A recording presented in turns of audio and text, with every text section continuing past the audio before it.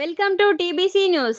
దేవరకద్ర నియోజకవర్గ కేంద్రంలోని రైతు వేదిక వద్ద దేవరకద్ర, కౌకుంట్ల మండలాలకు చెందిన ఆదర్శ రైతులకు వ్యవసాయ శాఖ ఆచార్య ఎన్జి రంగా విశ్వవిద్యాలయం వారిచే అధిక దిగుబడినిచ్చే కంది, జొన్న, వరి సీడ్ను పంపిణీ చేసిన ఎమ్మెల్యే జి మధుసూదన్ రెడ్డి.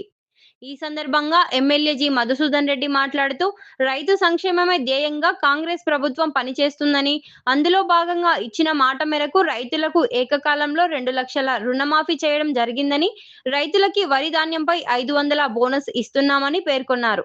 రైతు బంధు నెపంతో గత బీఆర్ఎస్ ప్రభుత్వం రైతులకు ఇచ్చే అన్ని సబ్సిడీలను ఎత్తివేసిందని, ప్రజాప్రభుత్వం అధికారంలోకి వచ్చిన వెంటనే రైతులకి పనిముట్లు, స్ప్రింక్లర్స్ సబ్సిడీలు ఇస్తూ రైతులకి అన్ని విధాలుగా తోడ్పాటుగా నిలుస్తున్నామన్నారు.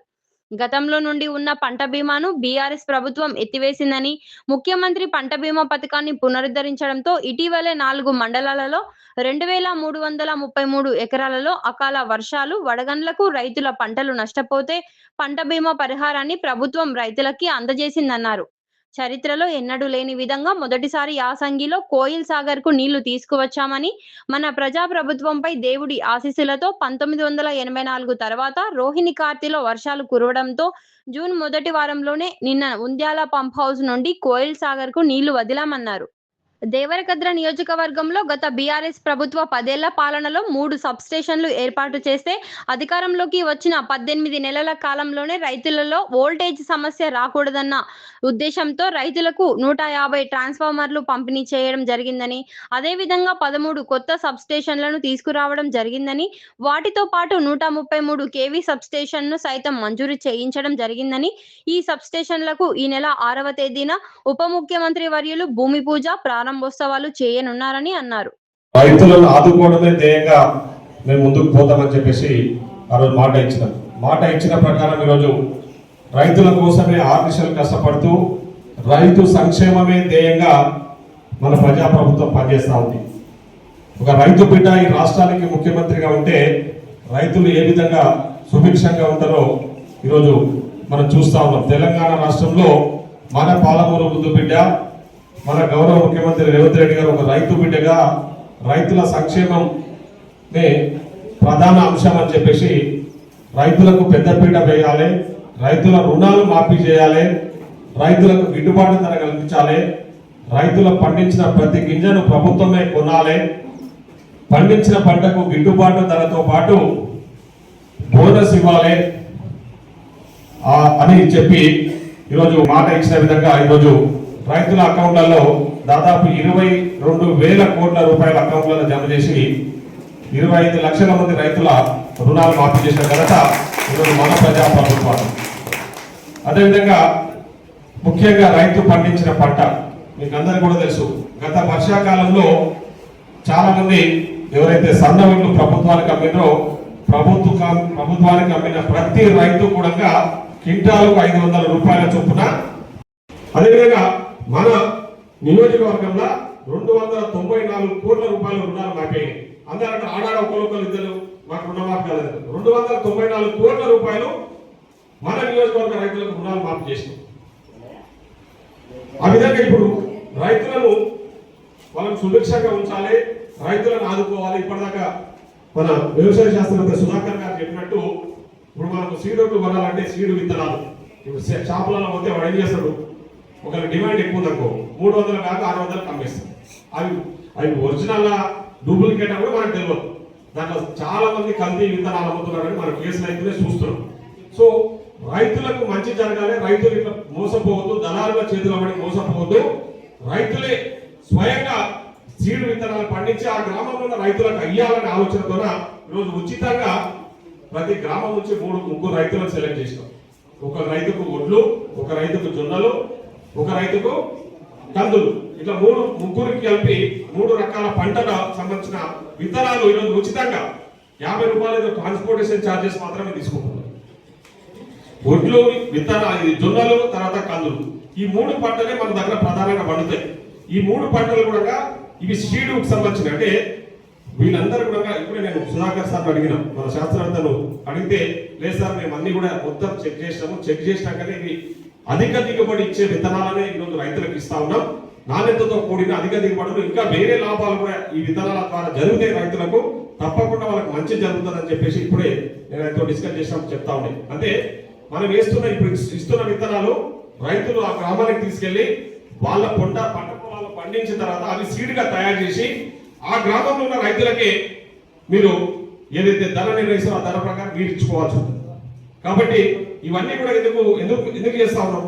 ఇట్లా దళారుల దగ్గరకు పోయి అదేవిధంగా కల్తీ విత్తనాలు కొనకుండా మీకు మీరే తయారు చేసుకొని మీ గ్రామంలో ఉన్న రైతులకు విధాన రైతులకు కూడా సహకారం అందించాలన్న ఆలోచనతో ఈరోజు ఒక మంచి నిర్ణయం తీసుకొని మనం ముఖ్యమంత్రి గారు తీసుకునే నిర్ణయం ఇక్కడ క్లియర్ కట్ గా చూసినాం. నాణ్యమైన విత్తనం రైతన్నకు నేస్తాం, నాణ్యమైన విత్తనం రైతన్నకు నేస్తాం అనే ఒక నినాదంతోన ఒక క్యాప్షన్తోన విత్తు కొద్ది పంట. అంటే మనం ఎంత మంచి విత్తనాలు ఇస్తే అంత మంచి పంట వస్తుంది. సో ఇట్లా ఒక రైతు బిడ్డగా ఇన్ని మంచి కార్యక్రమాలు చేస్తూ మేము ముందుకు పోతా ఉన్నాం. కాబట్టి నేను మిమ్మల్ని అందరినీ కోరుతా ఉన్నది ఒకటి, ఇక్కడ ఉన్న రైతులు మీకు తెలుసు స్ప్రింక్లర్లు కూడా మన నియోజకవర్గానికి ఓన్లీ 150-200 శాంక్షన్ అయితే నేను వ్యవసాయ శాఖ మంత్రి దగ్గరికి వెళ్ళి మాకు సరిపోవు 700 స్ప్రింక్లర్లు కావాలంటే 600 స్ప్రింక్లర్స్ ఇచ్చారు. అన్ని మనం ప్రోగ్రామ్ పెట్టుకుని గోపల్పల్లి స్ప్రింక్లర్స్ కూడా సబ్సిడీలో ఇచ్చినాం. 17 అంత దానికి ధర ఎంత ఉంటే 1700 పండినాయి. అవన్నీ ప్రభుత్వమే కొన్నది. పోయిన వర్షాకాలం సీజన్ లో చాలా మంది టీఆర్ఎస్ నాయకులు ఏం చెప్పారు, కాంగ్రెస్ ఓట్లు కొంటారు, పైసలు ఇయ్యరు, బోనస్ వేయరు అదే అని చెప్పి మోసం చేస్తే కొందరు టీఆర్ఎస్ పార్టీలో ఉన్న రైతులు వాళ్ళ మాయమాటలన్నీ బయట అమ్ముకున్నారు. బయట అమ్ముకుంటే ఆ పైసలు కూడా వాళ్ళకి ఇంకా వాళ్ళే. కానీ ప్రభుత్వానికి ఎవరైతే అమ్మిందో ప్రభుత్వం మీద నమ్మకంతో ప్రభుత్వం మద్దతు ధర ఇచ్చింది, బోనస్ కూడా రూపాయి పెండింగ్ లేకుండా ఇచ్చేసింది. అదేవిధంగా రైతు భరోసా విషయంలో కూడా ఎవ్వరు దిగులు చెందాల్సిన అవసరం లేదు. ఇప్పటి వరకు 3.5 ఎకరాలు 4.5 ఎకరాలు పడ్డది. మిగతా భరోసా పైసలు కూడా 20 తారీఖు లోపే చేస్తామని చెప్పేసి మొన్ననే ముఖ్యమంత్రి గారు చెప్పారు. అంటే పంట సమయానికి అంటే పంటలు వేసుకునే సమయానికి రైతు భరోసా ఇస్తే అది ఉపయోగంగా ఉంటుంది. కానీ టీఆర్ఎస్ అధికారంలో ఉన్నప్పుడు ఏం చేశారు, సంక్రాంతి పండుగ ముందు కొత్త సంవత్సరం రేపు వస్తుందని ఈ రోజు ఇస్తే ఏమైనాయి, ఆ పైసలు బ్యాంకులో పడ్డే కూడా మనలో ఎక్కడ పోయినాయి, వైన్ షాప్లలో పోయి కాసోటి పనులు చేసింది సార్. ఈరోజు రైతుకి ఏం చేసినా ఉపయోగకరంగా ఉండాలి, రైతు సంతోషంగా ఉండాలి అనే ఆలోచనతోన ఈరోజు పెద్ద ఎత్తున రైతులకు ముఖ్యంగా మీకు తెలుసు పంట బీమా 10 ఏళ్ళు పంట బీమా లేదు. పంటలు ఏదైనా అకాల వర్షాలు పడి అవి అయితే పంటల బీమా లేదు. పంటలు నష్టపోతే ఎవరు వచ్చి చూసింది లేదు, పంట నష్టానికి నష్టపరిహారం ఇచ్చింది లేదు. నేను మొన్న మీరు అసెంబ్లీ నడుస్తున్నప్పుడు కొన్ని దగ్గరలో వర్షాలు పడి ఎక్కువ వర్షాలు పడినప్పుడు పంటలు నష్టపోయినాయి. పంటలు నష్టపోయినప్పుడు మన నియోజకవర్గంలో 4 మండలాలు ఉన్నాయి, అడ్డాకుల, భూత్పూరు, దేవరకద్ర, ముసాపేట. ఈ 4 మండలాలలో దాదాపు 2300 ఎకరాలు పంట నష్టపోయింది. ఆ వివరాలను కూడా అధికారులు తక్షణమే ప్రభుత్వానికి పంపించారు. ఇలా వివరాలతో సహా ఉన్నాయి. మన దేవరకద్ర మండలంలో దాదాపు 209 ఎకరాలు పంట నష్టం జరిగింది. ఈ వివరాలన్నీ అధికారులు పైకి పంపించారు. నాకు తెలిసి ఈ రోజు రేపు 10,000 వాళ్ళ అకౌంట్లలో జమ అయింది. పంట నష్టము మొత్తం 2600 ఎకరాలకు 10,000 చొప్పున పంట నష్టపోయిన రైతులకు అకాల వర్షాల వల్ల పంట నష్టపోయిన రైతులకు మన వడగళ్ళు కూడా పడ్డాయి. కొన్ని పంటలు నష్టపోయిన రైతులకు ఆ 10,000 రూపాయల చొప్పున మొత్తం రాష్ట్ర ప్రభుత్వం 51 కోట్లు రాష్ట్ర వ్యాప్తంగా రిలీజ్ చేసింది. తొందరలోనే మీకు ఆ పంట నష్ట పరిహారం కూడా ప్రభుత్వం అందియబోతా ఉంది. అదేవిధంగా మీరు చూసింటారు మన యాసంగిలో ఎప్పుడు కూడా జూరాల నుంచి కోయిసాలకు నీళ్లు తెచ్చింది లేదు. మొదటిసారిగా ఇక్కడ ఉన్నాడు మన మీడియా మిత్రులే, వాళ్ళే రాశారు, నేను రాయలే, నేను చెప్పకూడలేదు, వాళ్ళు వాస్తవాలు పేపర్లలో రాసింది. ఎప్పుడో జమాన్లో ఒకసారి యాసంగి సీజన్లో జూరాల నుంచి నీళ్లు తెచ్చినట్ట ఫస్ట్ టైం ఇప్పుడు మళ్ళా మొదటిసారిగా యాసంగిలో జూరాలకు కోయిసాలకు జూరాల నీళ్ళు వచ్చినాయి. మనం ఏ ఊరికైతే నీళ్ళు ఇస్తామని చెప్పి ఆ రోజు మాట ఇచ్చినామో కలెక్టరేట్ లో మీటింగ్ పెట్టాం, యాసంగికి పలానా ఊరు వరకు నీళ్ళు ఇస్తాము, పలానా ఎకరాలకు ఇస్తామని క్లియర్ గా చెప్పాం. ఇరిగేషన్ డెవలప్మెంట్ బోర్డు మీటింగ్ పెట్టి ఆ ఊర్లకు ఇచ్చిన మాట ఇచ్చిన ప్రకారం ఆ ఊర్లకు నీళ్ళు చేతులు వెళ్ళిపోకుండా నీళ్ళు ఇప్పించినాయి సార్. మీరు చూసిన మన ట్రాన్స్ఫార్మర్ల పంపకానికి నేను వచ్చినప్పుడు ఒక రైతు మాట్లాడాడు, గురకొండ రైతు. గతంలో మేము నీళ్ళ కోసం మేము పోతుంది, ఈరోజు నీళ్ళే మా దగ్గరకు వస్తున్నాయని చెప్పిన రైతు. అంటే రైతులకు ఎక్కడ ఇబ్బంది కలగకుండా యాసంగిలో మీరు ఇట్లకే చూడండి, పోయినసారి కాలం కింద ఎవరైనా చేనులు ఎండిపోయినాయని చెప్పండి.